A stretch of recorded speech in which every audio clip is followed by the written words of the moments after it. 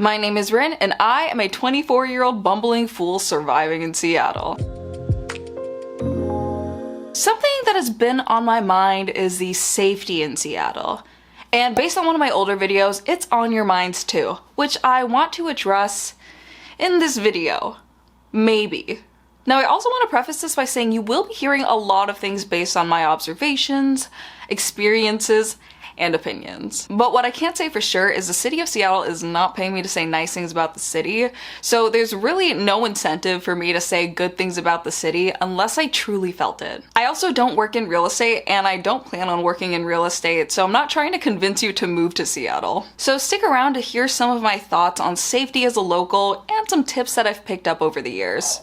When people outside of Seattle hear the name Seattle, the first thing that might come to mind is the homeless crisis, which is undeniably real.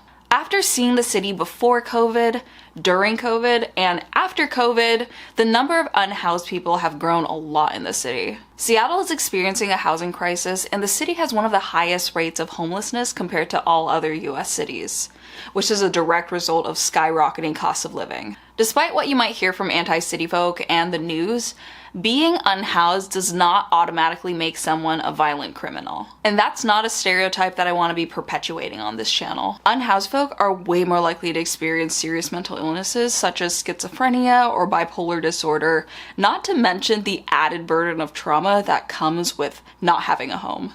And some do choose to self-medicate as they don't have access to the right resources or treatment, if you know what I mean. With that being said, standard advice applies.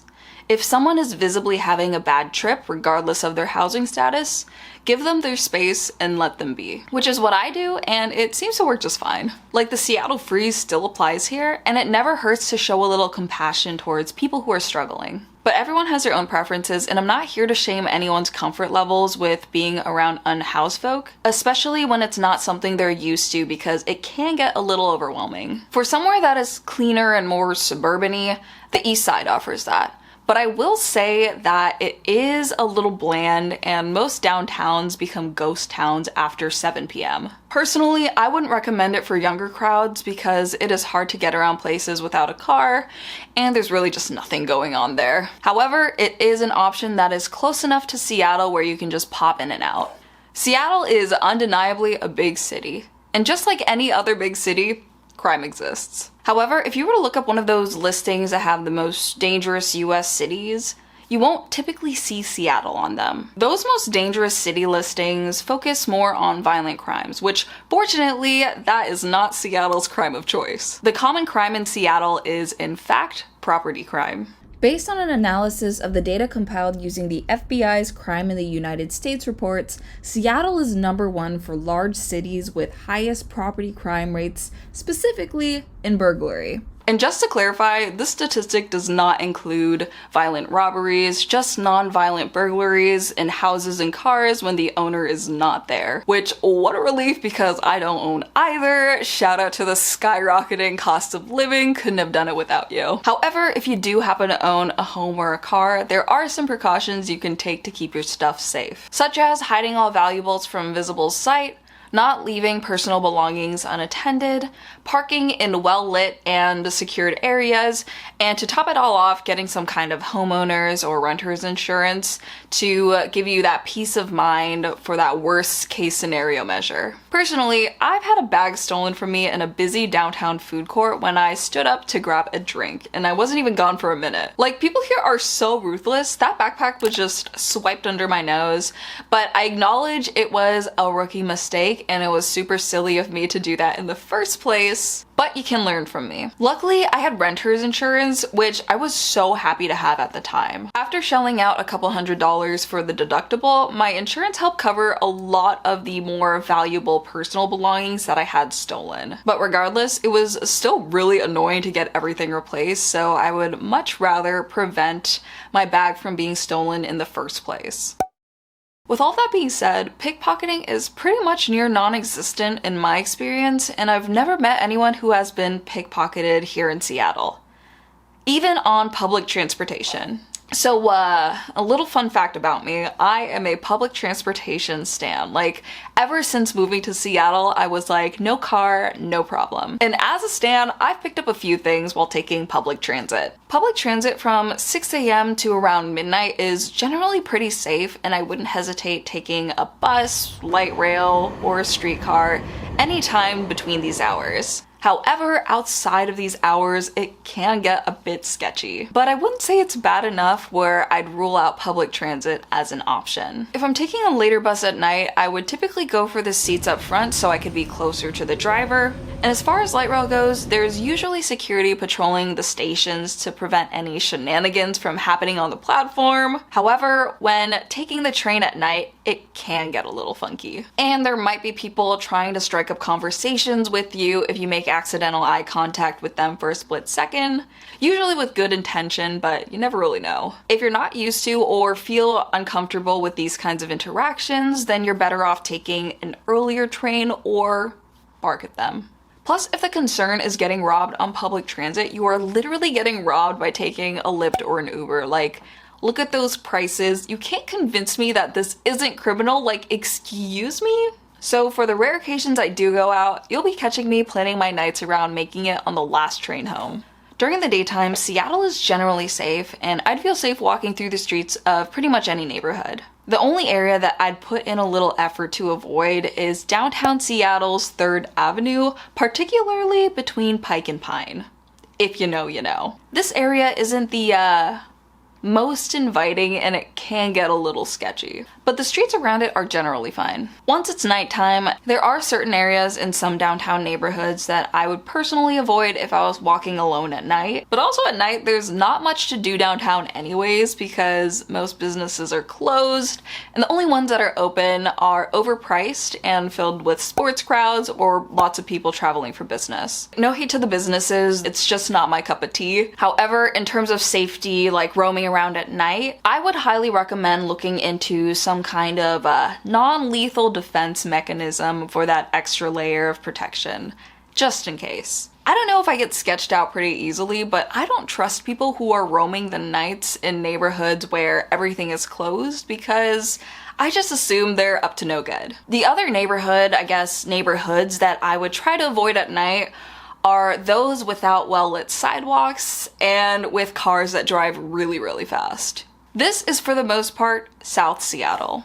This might be a hot take, but my biggest concern during the nighttime are Seattle drivers. Keep in mind that a large chunk of folks living in Seattle are transplants, aka people who grew up outside of Seattle or even Washington State. These people are used to the road rules of wherever they learned how to drive, which could be out of state or country. And those rules might be different than the kind of rules that exist in Washington State. For instance, one of the most ignored driving rules in Washington State is that all intersections are crosswalks, and they can be unmarked.